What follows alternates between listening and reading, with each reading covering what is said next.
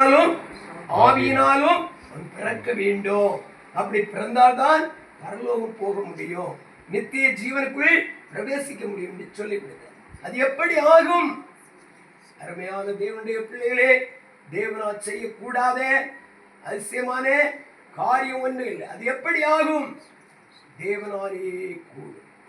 தேவனுடைய ஆவியினால் எல்லாம் கூடும். சகல படிக்கிறோம், பலத்தினாலும் அல்ல, பராக்கிரமத்தினாலும் அல்ல, என்னுடைய ஆவியினாலே எல்லாம் ஆகும், எல்லாம் ஆகும். கர்த்தருடைய சமூகத்தில் இருந்த தேவ பிள்ளைகளாகிய நாம் நம்முடைய வாழ்க்கை நெருக்கம் அதிகரிக்கும் போது, போராட்டங்கள் பிரச்சனைகள் அதிகரிக்கும் போது இது எப்படி ஆகுமோ நாம் தத்தளிக்கிறோம்.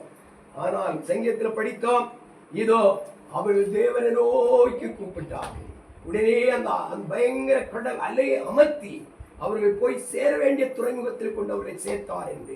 கரங்களை தட்டி கர்த்தரை நாம் மகிமைப்படுத்துவோமா?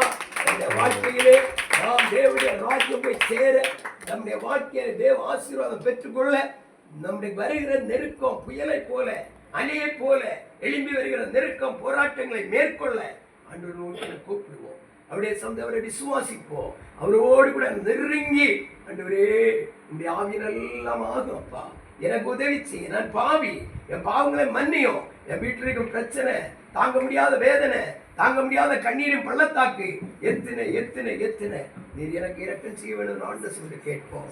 ஆண்டவர் நம்முடைய வாழ்க்கையில அவருடைய அதிசயத்தை செய்ய போகிற தேவன், நம்முடைய வாழ்க்கையில் அற்புதங்களை செய்கிற தேவன். அவரால் எல்லாம் கூடும், அவர் சொல்ல ஆகும், நிற்கும், அவரால் எல்லாம் முடியும், அவரால் முடியும் என்று நாம் சொல்லி ஆண்டவர் சமூகத்தில் அவரை விசுவாசிப்போம்.